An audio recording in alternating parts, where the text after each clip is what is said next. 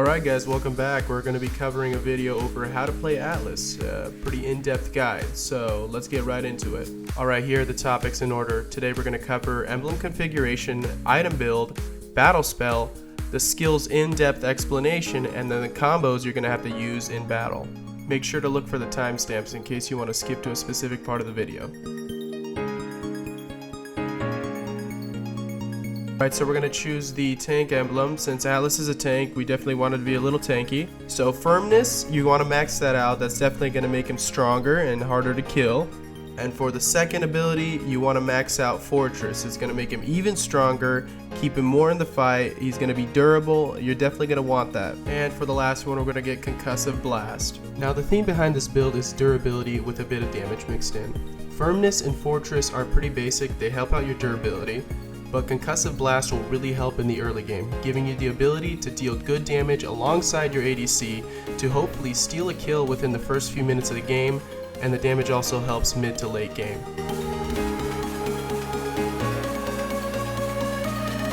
Alright, so here's the general overlook of the build we've got going on here. Alright, so the first item we have in the build is the Courage Mask, and you can pause the video at any point to look at the description of the item, but I'll briefly summarize it in the video. So the Courage Mask gives you health and cooldown reduction, but the main purpose of this item is to support the team when it's used. When you use it, it increases your attack damage and your movement speed as well as nearby allies, which is going to help a bunch. Especially use it when you're trying to get a kill with your fellow ADC. I'll show example gameplay at the end of the video to explain what I mean.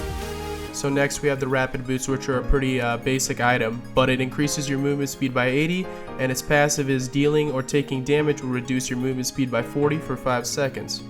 Since tanks are naturally pretty slow, this will help you engage faster, walk around the map, and just speed things up in general for you. So the next item we have is the Cursed Helmet, which gives you 1200 HP and 25 magic defense. Cursed Helmet's passive is kind of complicated, but basically it deals 1.5% magic damage equal to your max HP to nearby enemies per second. The damage for that is increased by 50% to minions alone. So the main reason behind having Cursed Helmet in this build is the tremendous increase in HP, the magic defense, which will help with overall durability, but the passive damage that you get from it can really help out in long team fights where you're chipping away at their HP. Alright, next up we have Immortality, which is a super popular item. It gives you 800 plus HP, 40 physical defense, and its passive works automatically. It resurrects you 2.5 seconds after death with 15% HP. You also get a shield that scales with your level, but the cooldown of it is 210 seconds. Adding this item in is great for tanks. It gives you the HP, the defense, for durability, which is what you're looking for a tank, but it also can resurrect you, which can save you from dying, but it can also give you another chance to support your teammates or help them get away, which is super useful. Alright, so the next item we have here is Fleeting Time. It gives you 70 magic power and 15% cooldown reduction, and its passive will immediately reduce your ult's cooldown by 30% after you get a kill or assist. This item is specifically tailored to the way I play Atlas. I like to be durable and help my team out, but I also like to be able to deal damage. This item will balance out your durability with your magic damage. And as a tank, you typically get a lot of assists because you're in the middle of the fight. That way the passive can activate as much as possible and reduce the cooldown of your ult, which can help out the entire team. And last but not least, we have Athena's Shield, which gives you 900 HP, 62 magic defense, and 4 HP regen. Athena's Shield's passive triggers when taking magic damage. It reduces all the magic damage taken by 25% for 5 seconds, including the initial damage that activated it. It also has a 10-second cooldown. Athena's Shield's only role in this build is to buff you up and give you even more durability late game.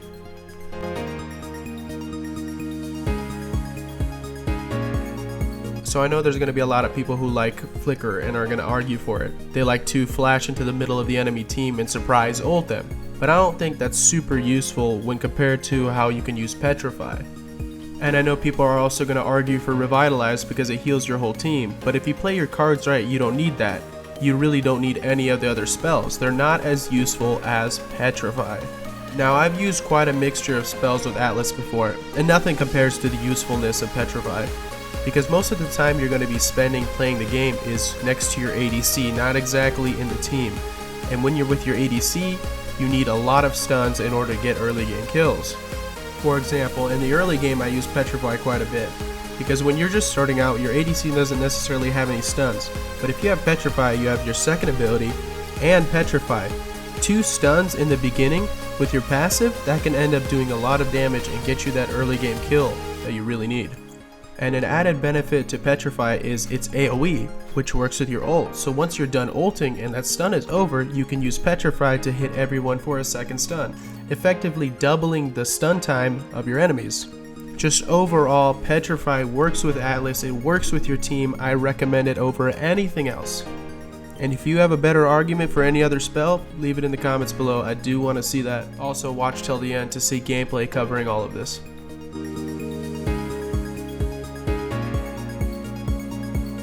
Alright, to start we're going to cover Atlas's passive, Frigid Breath. And if you want to read the description, it's on the screen, but to summarize, every time he casts a skill, Frigid Breath will activate for 5 seconds, and if an enemy is within it for 1.5 seconds, they're going to have their movement speed reduced by 50% and their attack speed reduced by 50%. If the enemy is able to leave the area within 1.5 seconds, they're not going to get affected by Frigid Breath. Atlas also gains a little bit of physical and magic defense during that 5-second period. Now on to his first ability, Annihilate. Essentially, he smashes the floor and causes 3 explosions, each one dealing 230 damage. And if he's ejected from his body, both his body and him do it at the same time. This is going to be super useful when you're playing him. Now on to Atlas's second ability, which is my favorite. Once you leave your body, you got a 40% movement speed increase, and you're immune to slow effects. During this entire time, your body's going to follow you at an increasing speed, so it's going to get faster and faster and try to catch up to you quicker. Although your body can be stunned in this state, it will always return to you. Now while you're separated, you both have the same HP bar, but since you're 2 people now, you both take 50% less damage individually. Now once your body collides, you're going to do a small amount of AoE damage and a 1-second stun. Now onto his final ability, his ultimate, Fatal Links. When you activate his ult, he hooks people around him with chains in this small area. He deals some damage, slows them by 40% for 3 seconds. His ability isn't instant, you can hold it and channel it. It'll increase his range so he can grab more people. Once you're ready to activate the ult, choose a destination and those people will be hooked to him and thrown in that direction, dealing even more damage once they land. Now if you activate the ult while he's ejected from his body will return to him immediately, but instead of a 1-second stun, it's going to do a 40% slow.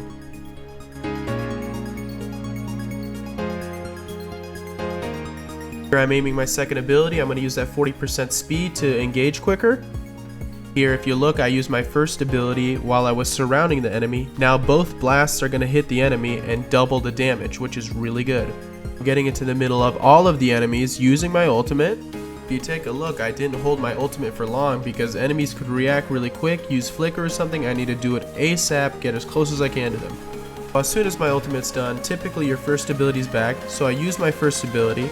Make sure that you use your basic attack right after that, because then your emblem set will activate, and then after that use Petrify. They're going to be in that same area for like 5 seconds. Your team could take advantage of that so well, you could easily annihilate the entire team.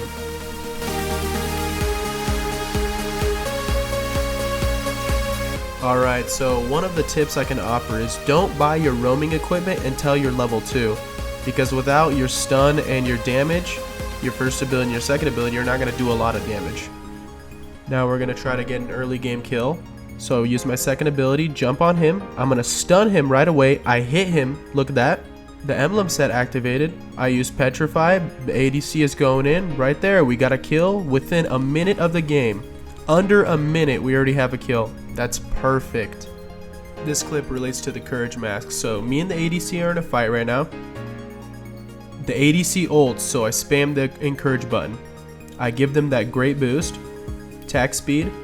He's able to finish off 4 enemies and get a maniac. That never hurt nobody. A maniac never hurt anybody. That's why you want to get it.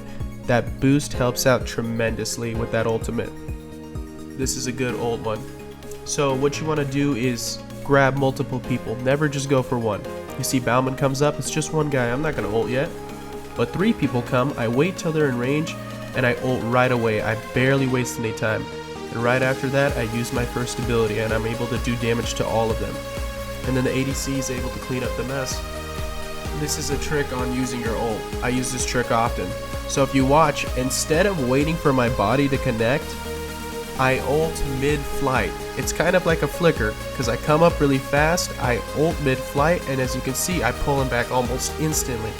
It didn't work out in that fight specifically, but if you're able to do this, you can get them out really quick, and if your team can follow up, it's over.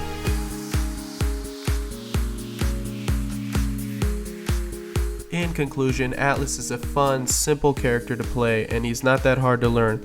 Just a few tips and tricks mentioned in this video will definitely get you above the rest of the competition. Alright guys, really appreciate you taking the time to watch this video. Like, subscribe, and all that other shit. I just hope you learned something and found this interesting. Thank you.